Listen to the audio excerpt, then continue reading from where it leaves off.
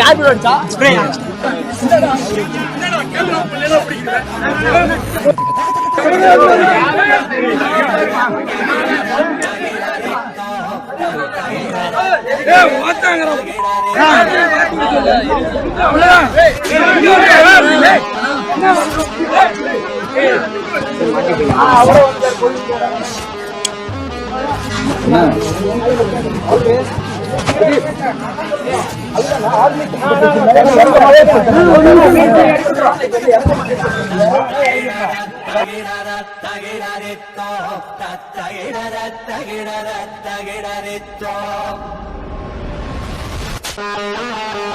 நடக்காம போயிடுச்சு.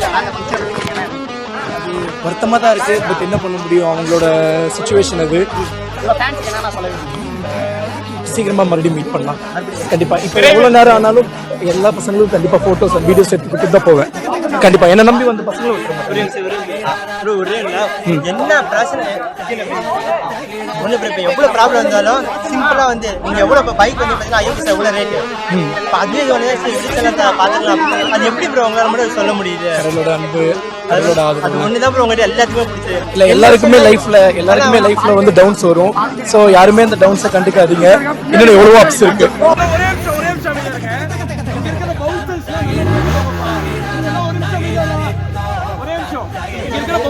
நல்லா கேட்டுக்கோங்க.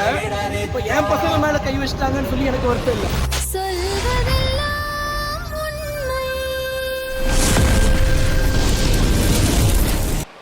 ஏய் ஹாய் ஹலோ வணக்கம், நான் உங்கள் ரியல் டாக் ஸ்ரீயன். நம்ம சேலம் அண்ணா பொண்ணா இன்ஜினியரிங் காலேஜ் பார்த்தீங்கன்னா ஒரு ஈவெண்ட் பார்த்தீங்கன்னா அரேஞ்ச் பண்ணியிருந்தாங்க. அங்கே பார்த்தீங்கன்னா யூடியூப் பிரபலங்கள், ஆக்டர்ஸ், சிங்கர்ஸ் அப்படின்னு சொல்லிட்டு நிறைய பேர் வந்திருந்தாங்க. அந்த ஈவெண்ட் பார்த்தீங்கன்னா என்னன்னு தெரியல, நடக்காமல் போயிடுச்சு. நம்ம டிடி ஃபன் பார்த்தீங்கன்னா நம்ம ஃபேன்ஸுக்கோசரம் ஸ்டேஜுக்கு வரையும் வந்துட்டு போகலாம் அப்படின்னு சொல்லிட்டு நிறைய பவுன்சரோட ஸ்டேஜுக்கு பார்த்தீங்கன்னா வந்தார். அங்கே பார்த்தீங்கன்னா 2-3 பவுன்சர் பார்த்தீங்கன்னா ஒரு பையனை பார்த்து அடிச்சு விட்டாங்க. அந்த பையன் வேறு யாரும் இல்லை, நான் தான் அப்படின்னு சொல்லிட்டு நீங்கள் நினைப்பீங்க. நான் இல்லை, டிடி ஃபன்னோட தம்பி கூட காரில் வந்து அவர் தம்பி தான் பிடிச்சி அவர் அடிச்சிட்டாங்க. டக்குன்னு பார்த்தீங்கன்னா அவர் ஸ்டேஜுக்கு வந்து அண்ணா இந்த மாதிரி என்ன அடிச்சிட்டாங்கண்ணே அப்படின்னு சொல்லிட்டு இருந்தாரு. ஆக நீ என்னடா பண்ண அப்படின்னு சொல்லி நீங்கள் கேட்டிங்கன்னா, நம்ம டிடிஎஃப் அண்ணா பார்த்து ஒரு இன்டர்வியூ எடுக்கணும்னு சொல்லிட்டு ரொம்ப நாள் ஆசைங்க.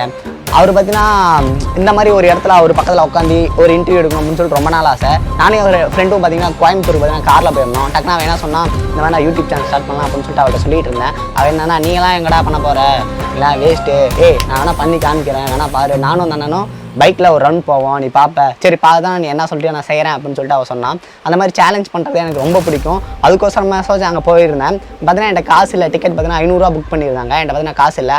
அப்போ தான் என் நண்பன் சேலம் 85 அவர் இன்ஸ்டா பேஜ் இருக்குது, அவருக்கோசரம் வா போகலாம், என்கிட்ட அமௌண்ட் இருக்குது, நான் பார்த்துக்கிறேன் அப்படின்னு சொல்லிட்டு அவர் தான் எனக்கு கூட்டிகிட்டு போனார். அங்கே பார்த்தீங்கன்னா நான் வீடியோ எடுக்க தான் போயிருந்தேன். சரி அப்படின்னு பார்த்தீங்கன்னா வீடியோ எடுத்துகிட்டு இருந்தேன். அந்த பையன் பார்த்தீங்கன்னா டக்குனு வந்து ஆனால் இந்த மாதிரி அடிச்சிட்டாங்கண்ணே அப்படின்னு சொல்லிட்டு வந்து அவர் சொல்லிட்டு இருந்தார். நான் வீடியோ எடுத்துகிட்டு இருந்தேன். பவுன்சர் பார்த்தீங்கன்னா எல்லாம் இதாக பேசுகிறாங்க அப்படின்னு சொல்லிட்டு எல்லா பவுன்சரும் என்ன பண்ணாங்க, டக்குனு கேமரா தட்டி விட்டு ஆஃப் பண்ணு அப்படின்னு சொல்லி எல்லாம் கட்டிட்டு இருந்தாங்க. டக்குன்னு பார்த்தீங்கன்னா டிடிஎஃப் அண்ணன் காதில் பார்த்தீங்கன்னா அந்த வார்த்தை விழுந்துருச்சு.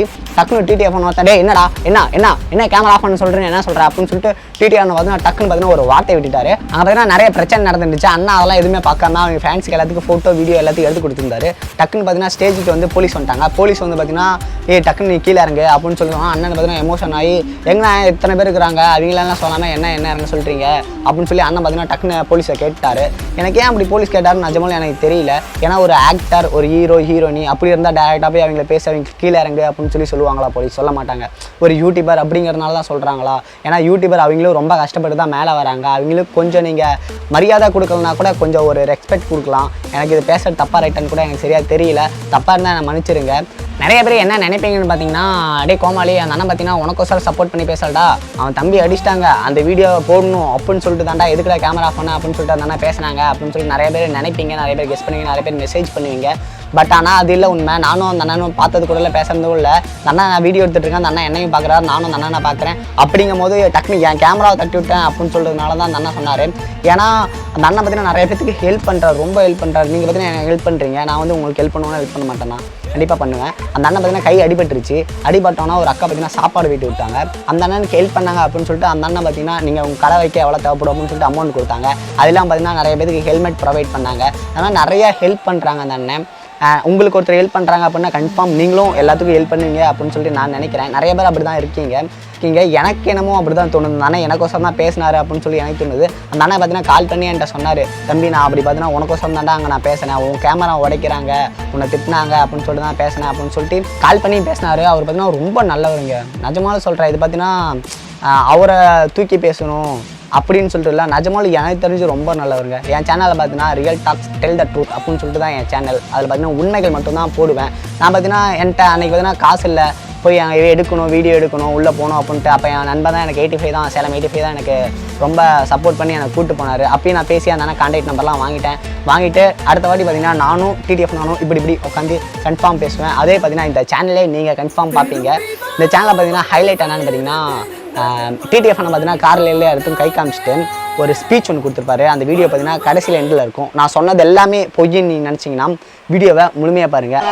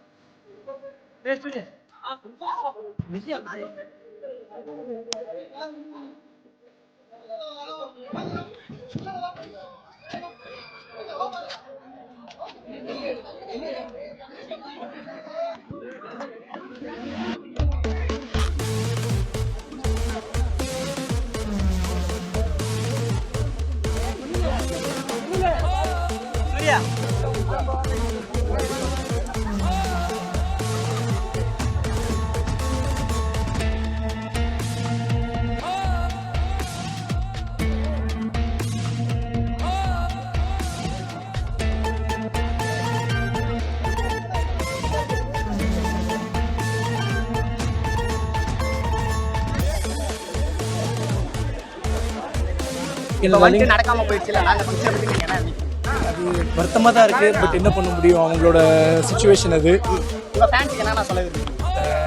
சீக்கிரமாக மறுபடியும் மீட் பண்ணலாம் கண்டிப்பாக. இப்போ எவ்வளோ நேரம் ஆனாலும் எல்லா பசங்களும் கண்டிப்பாக ஃபோட்டோஸ் அண்ட் வீடியோஸ் எடுத்துக்கிட்டு தான் போவேன் கண்டிப்பாக. என்ன நம்பி வந்த பசங்களும் என்ன பிரச்சனை ஒண்ணு இப்ப எவ்வளவு ப்ராப்ளம் இருந்தாலும் சிம்பிளா வந்து நீங்க எவ்வளவு பைக் வந்து பாத்தீங்கன்னா ஐஎம்எஸ் எவ்வளவு ரேட்டு அதுவே விடுச்சல பாத்துக்கலாம். அது எப்படி ப்ரோ உங்களால மட்டும் சொல்ல முடியுது? அவங்களோட அன்பு, அவங்களோட ஆதரவு, அது ஒண்ணுதான் ப்ரோ உங்ககிட்ட எல்லாத்துக்குமே பிடிச்சது. இல்ல எல்லாருக்குமே லைஃப்ல வந்து டவுன்ஸ் வரும். சோ யாருமே அந்த டவுன்ஸை கண்டுக்காதீங்க. இன்னும் எவ்வளவோ அப்ஸ் இருக்கு. அசால்ட்டா பாத்தீங்கன்னா போனா போட்டு விடு வேற வாங்கிக்கலாம் அப்படின்னு சொல்லி சொல்றாரு. காசோட ரேட் என்னன்னு தெரியலையா அப்படின்னு சொல்லி சொல்றாங்க. அப்படி நிறைய பேர் சொல்றாங்க. அதுக்கு நீங்க அசால்ட்டா போகணும்னு நினைச்சிருந்தேன் நான் எதுக்கு நான் ரிட்டர்ன் ஆஃப் ப்ராப்பர்ட்டி போட போறேன். நிறைய பேர் சொல்றாங்க அவருக்கு காசே இல்ல வீட்ல அமௌண்ட் நிறைய ஆஸ்ட்ரிச்சுக்கு தான் ஆஸ்ட்ரிச்சோட வழி தெரியும். ஆனா உண்மையான பசங்க எல்லாம் கொஞ்சம்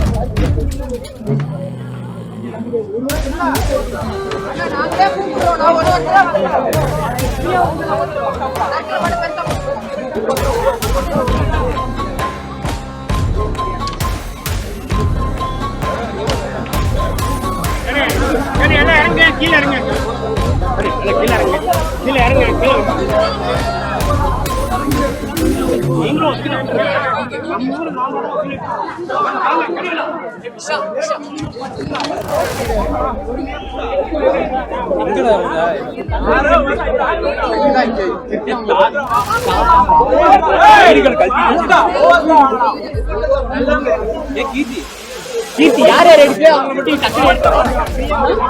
ஓட்டை யார் யார் எடுக்கலையோ எடுத்து கீழே வச்சுருக்காங்க. பாவாலாம் எடுக்க மாட்டேங்கிறாங்க.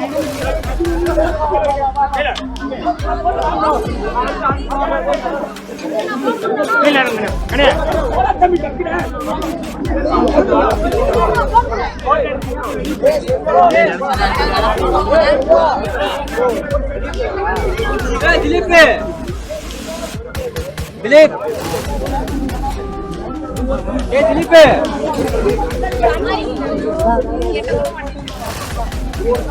இந்த கடை விட தப்பிட்டா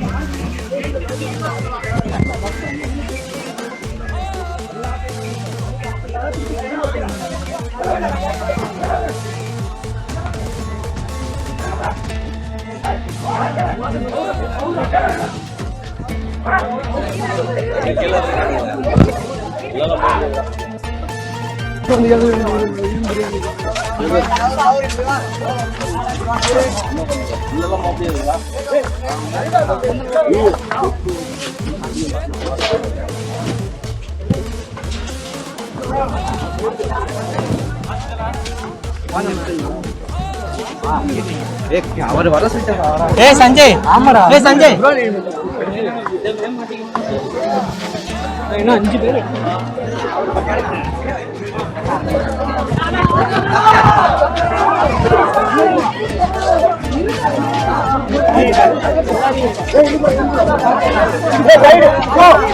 சைடு என்ன பண்ணுவோம்.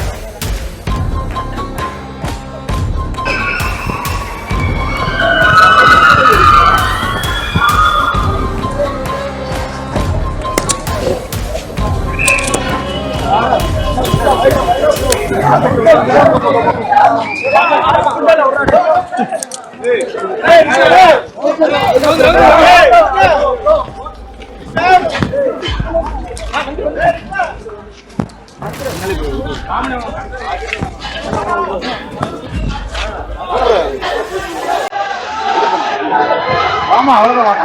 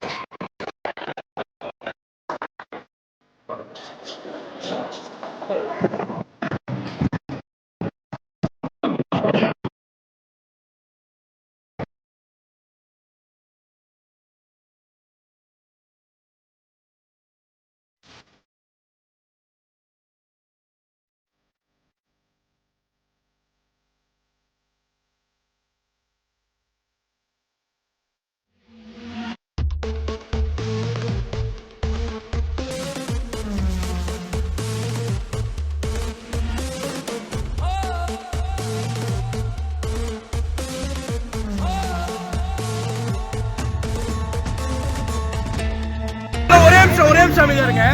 இங்க இருக்கிற பவுன்சர்ஸ்லாம் நல்லா கேட்டுக்கோங்கப்பா. இதெல்லாம் ஒரு நிமிஷம் அமைதியா இருடா. ஒரே நிமிஷம். இங்க இருக்கிற பவுன்சர்ஸ்லாம் நல்லா கேட்டுக்கோங்க. இப்போ என் பசங்க மேல கை வச்சிட்டாங்கன்னு சொல்லி எனக்கு வருத்தம் இல்லை.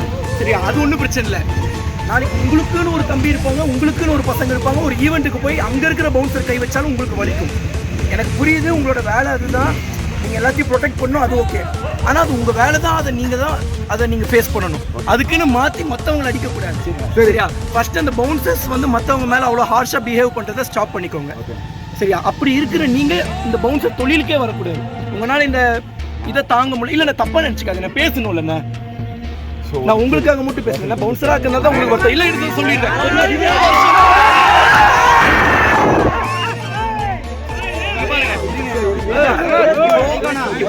இப்போ எனக்கு என்னன்னா, இப்ப எங்க பசங்க மேல கை வச்சதுனால எனக்கு தெரிஞ்சது.